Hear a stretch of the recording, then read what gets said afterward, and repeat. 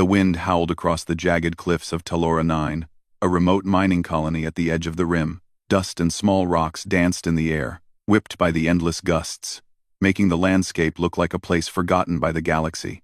The colony's metal structures groaned under the wind, and the few lights flickered as if struggling against the planet's constant storm. Captain Ryland Drake adjusted his worn jacket and squinted against the storm. He had come to AORUS not for adventure, not for fame, but for survival.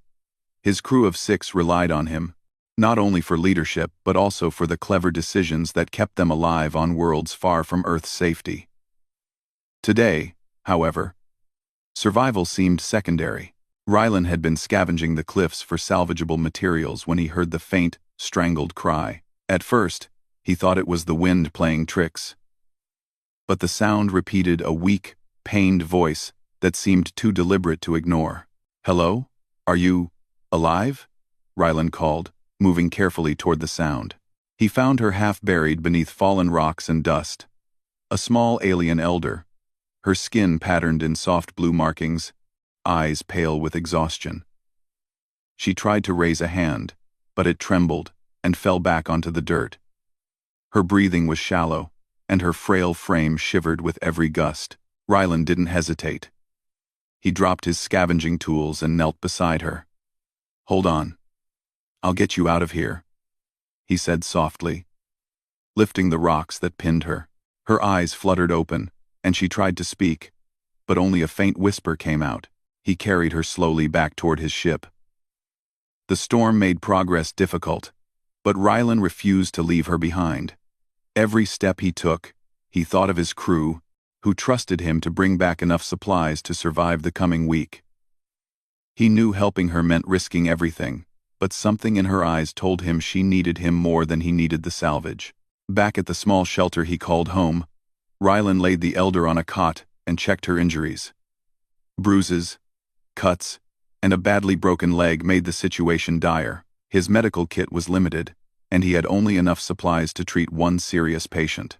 Choosing to save her meant he couldn't repair the mining tools or restock his crew's ration packs. Ryland hesitated for only a moment. Then he got to work, cleaning her wounds and setting her broken leg with makeshift braces. He worked with steady hands, ignoring the burning pain in his own back from lifting her. Hours passed, and the wind outside seemed relentless, as if testing his resolve. By the time he finished, the alien elder, Mavri, was still unconscious, but breathing more steadily. Ryland stepped back and wiped sweat from his forehead. His supplies were nearly gone. The tools and energy cells he had scavenged for weeks now sat uselessly beside him. Even the rations that kept his crew alive for days were down to the last few packs. He didn't regret it. "Captain, what now?" asked Sarah, his second in command. Her brow furrowed with worry. She had been watching him, knowing the risk he had taken. "We make sure she survives," Ryland said simply.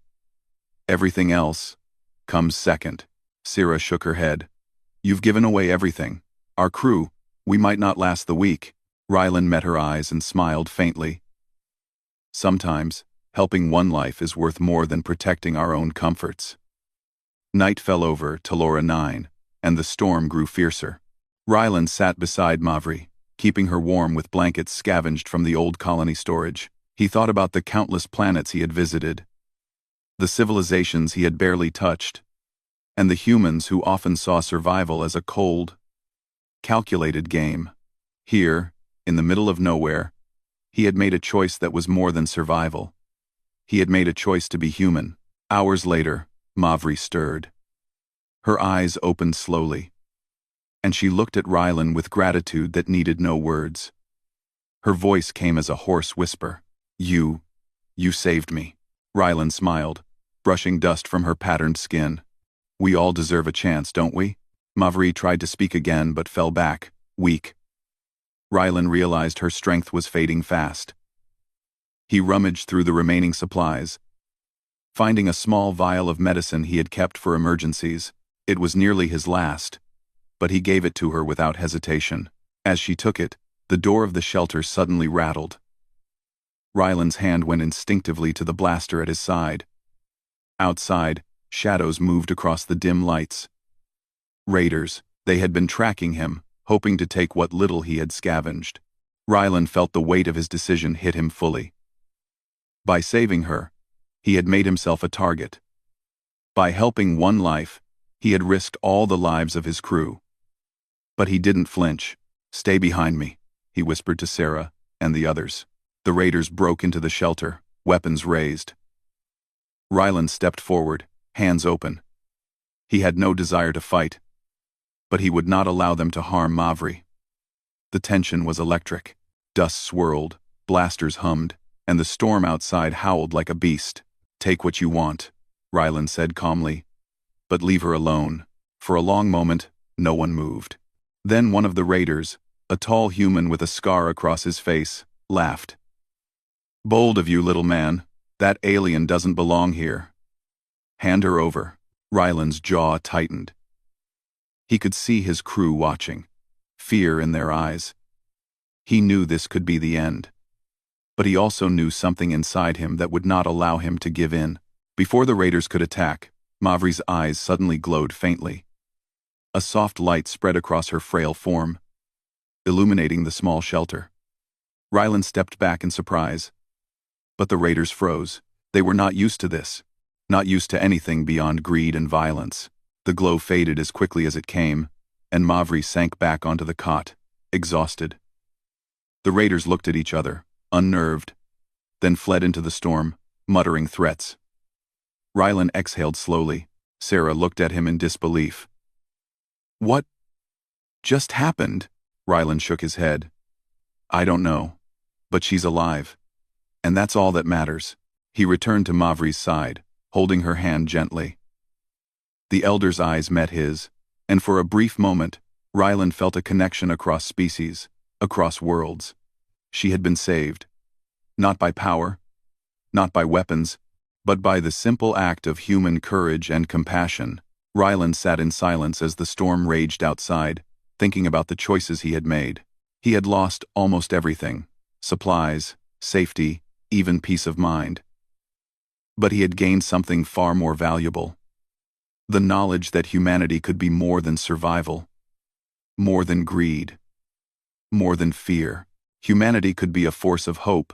Hours later, as the first hints of dawn broke across the stormy horizon, a subtle vibration shook the shelter. Rylan rose, sensing something different in the air. It was not another raid. It was not the wind. It was something powerful, something approaching, something that would change everything. He had no idea that in a matter of hours, the son of the alien elder he had saved would arrive, a being of immense power, whose presence could either destroy or elevate everything Rylan knew about the galaxy. And Rylan Drake, weary and penniless, would soon learn that one act of selfless courage could ripple across the stars in ways no human could ever imagine. The first light of Talora-9 was pale and weak, struggling to break through the storm's remnants. The mining colony was quiet, except for the occasional whistle of wind through the metal structures. Captain Rylan Drake had spent the night tending to Mavri, the alien elder. She slept lightly, her breathing slow but steady. Rylan and his crew had hardly rested, their minds uneasy with the lingering threat of raiders and the unknown that had followed Mavri's strange glow. Suddenly, a deep hum echoed through the air. It was unlike any ship Rylan had heard before. The ground trembled subtly beneath his boots. He ran to the cliffside, squinting at the horizon. A ship was descending, not the crude, patched-up freighters he was used to, but a sleek, elegant vessel, gleaming even under the storm clouds. Its surface shimmered, reflecting the weak morning light, almost as if the ship itself was bending the air around it. It was alive with quiet energy. "Rylan," Sarah whispered, her voice trembling. That isn't human." "No," he said, his jaw tightening. "And I think I know exactly who it is." The ship landed with impossible grace. Dust and debris swirled around it. But the landing was so smooth, it seemed almost deliberate, almost respectful. The air vibrated with power as the ship's doors opened. A figure stepped out, tall, broader than any human Rylan had ever seen.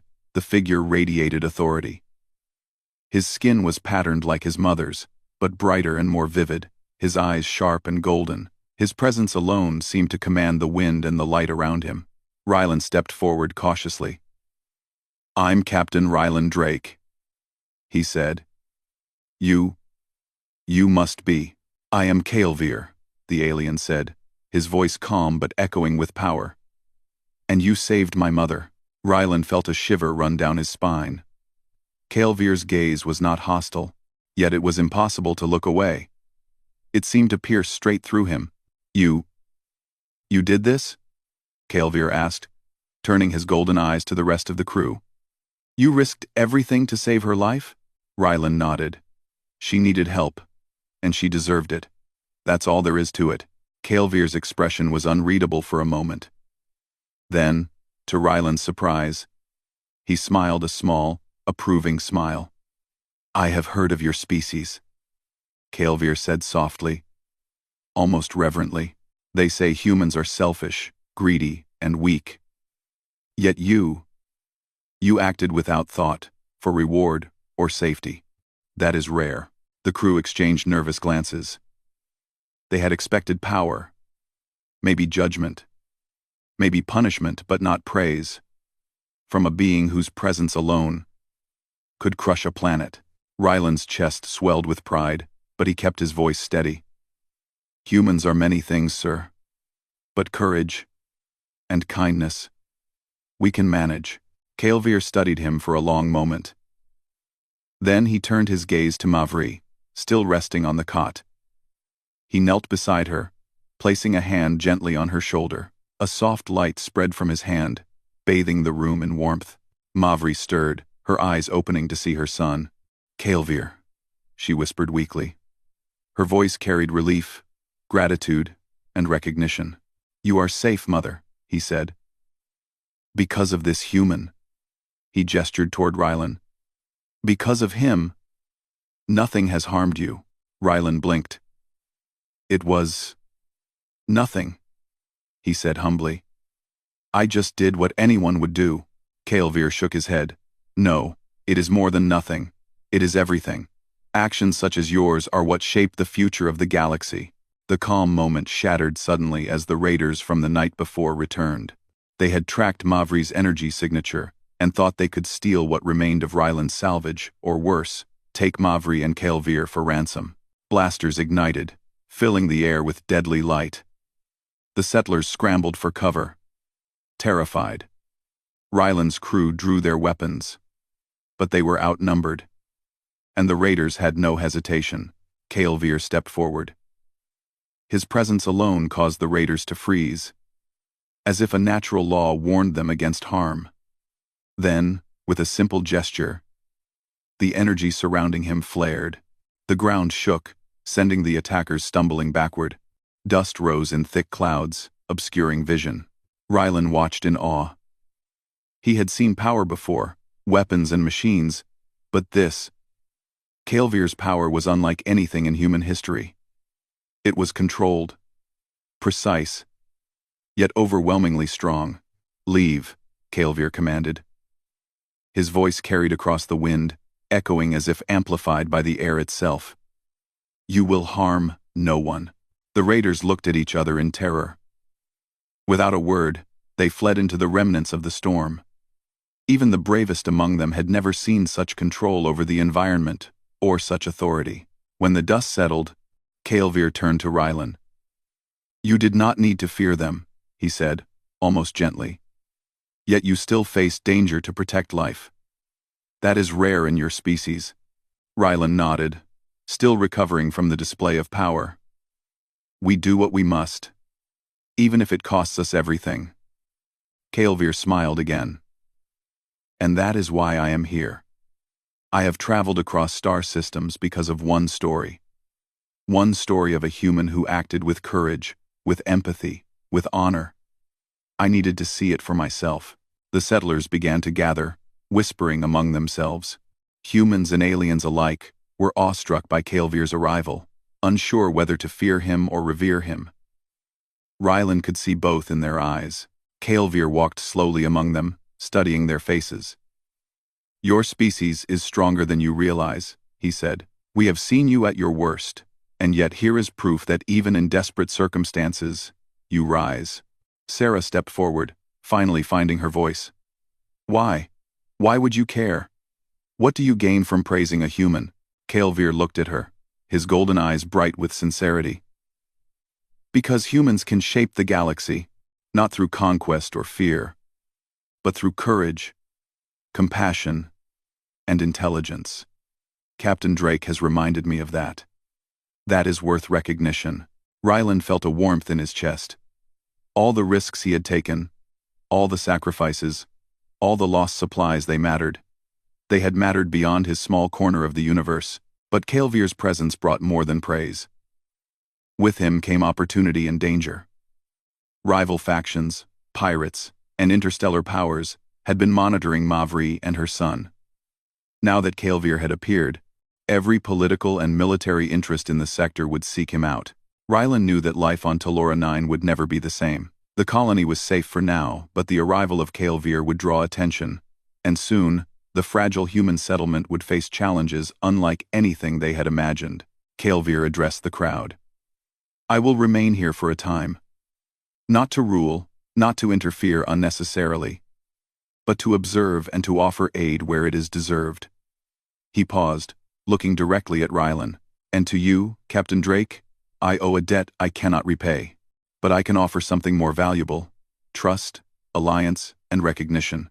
Ryland's heart pounded. The galaxy had always been a harsh place, where humans were small, weak, and overlooked. Now, a being of immense power had acknowledged him not for conquest, not for cunning, but for courage. Humanity had made its mark. The settlers began to murmur with excitement, hope flickering in their eyes. For the first time, they realized that humans were not merely survivors. They could be leaders, allies, and even heroes in the vast galaxy. Calvir knelt beside Mavri once more.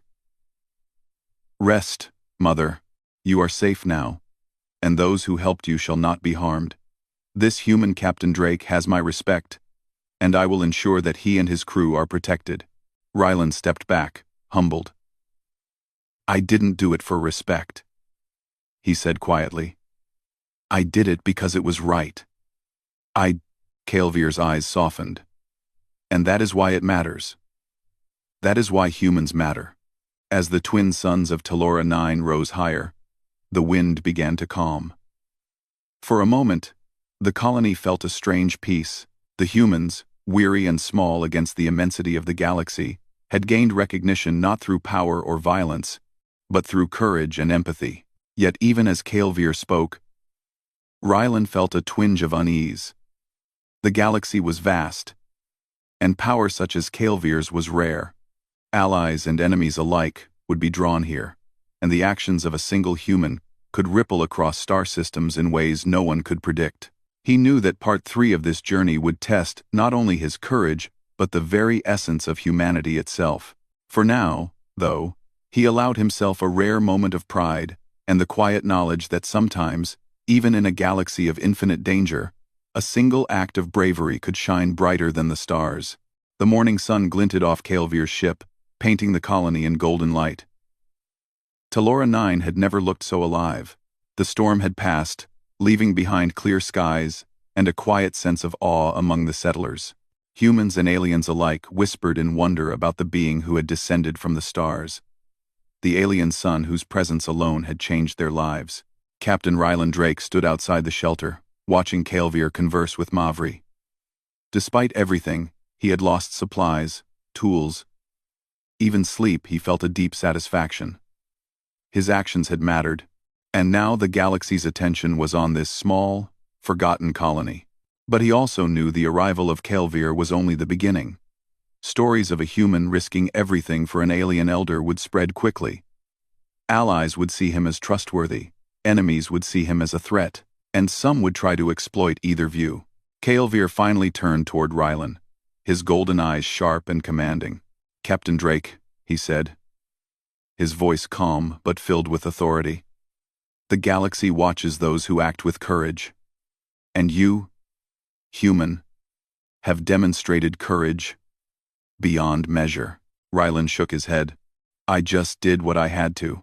I couldn't leave her to die. Kael'Vir smiled faintly. And that is why humans like you matter. Your courage is not from technology, or from armies, or from weapons. It comes from your spirit. That is a force few species understand. Rylan felt a swell of pride but quickly tempered it with humility. I don't know if humans can change the galaxy, he said softly. We're small, scattered, often ignored. Kael'Vir's gaze did not waver. Perhaps you are small in size. Perhaps you are scattered and misunderstood. But your spirit, your ability to act rightly even when it costs you everything, that is what shapes history. That is what changes the future. End quote. The settlers began to gather again, drawn by Kael'Vir's presence. They looked at Rylan with new respect, whispering about the human who had stood against impossible odds. Children peeked from behind metal walls, curious and inspired. Even the crew, weary from the storm and the previous night's raid, felt their hearts lift. Kael'Vir addressed the crowd, his voice calm but carrying the weight of centuries. Humans are often underestimated, he said. They survive where others fail. They risk where others retreat. And they act morally where others act with selfishness. Captain Drake has reminded me of that. The words resonated through the colony like a drumbeat of hope. For years, humans had been treated as weak, expendable, or irrelevant in the vast galactic arena. But here, on this distant planet, one human's courage had earned recognition not just from his own species, but from a being of immense power. Rylan stepped forward, addressing the settlers and Kael'Vir alike. I did what I thought was right. That's all any of us can do. We survive. We help each other. And if we can do that, then maybe we can shape our own future. Too. Kael'Vir nodded approvingly. Indeed. And for that, you shall have support. Your settlement, your crew, and your people will not face these dangers alone. The crowd murmured in disbelief. Aid from Kael'Vir could mean resources, protection, and alliances with other civilizations. For the humans of Talora-9, this was more than survival, it was a chance to thrive. But the moment of peace did not last long. From the edge of the colony, distant ships appeared sleek and dangerous, clearly not friendly. Kael'Vir's eyes narrowed. I warned you, he said to Rylan quietly. Your actions have consequences. The galaxy will notice. And not all who notice will be kind. Rylan gritted his teeth. Then we face them like we always do, with courage. That's all we have. The ships drew closer, revealing themselves as mercenaries and bounty hunters, attracted by stories of the alien elder and her son. They were confident, thinking they could challenge the humans and the mysterious Kael'Vir. But they underestimated one thing: humanity's resilience. Kael'Vir stepped forward, his energy flaring. But he did not attack immediately.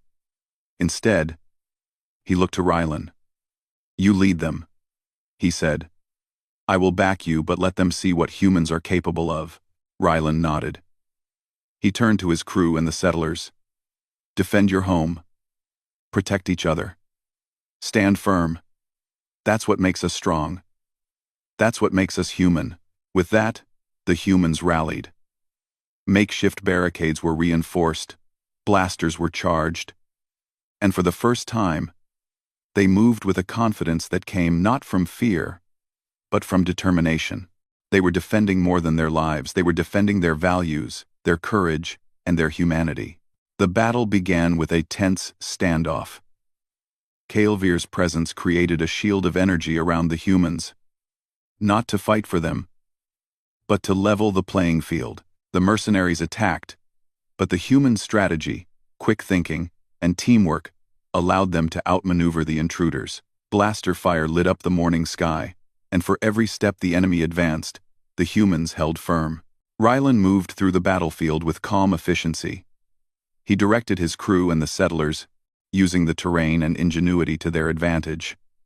Each human act of courage inspired others, turning fear into determination. Even the children watched from a safe distance, learning that bravery was a choice, not a gift. Kelvir observed quietly, impressed. Your species does not surrender easily, he said softly to himself. Even against overwhelming odds, they fight with heart. That is rare. Hours passed. The mercenaries, exhausted and defeated, retreated. They had underestimated humans, and they had paid the price. The colony stood intact, a testament to resilience, strategy, and courage. As silence fell over Talora-9, Kelvir approached Rylan once more. You have proven what I already suspected, he said. Humans are not just survivors. They are leaders, allies, and in moments like this, heroes.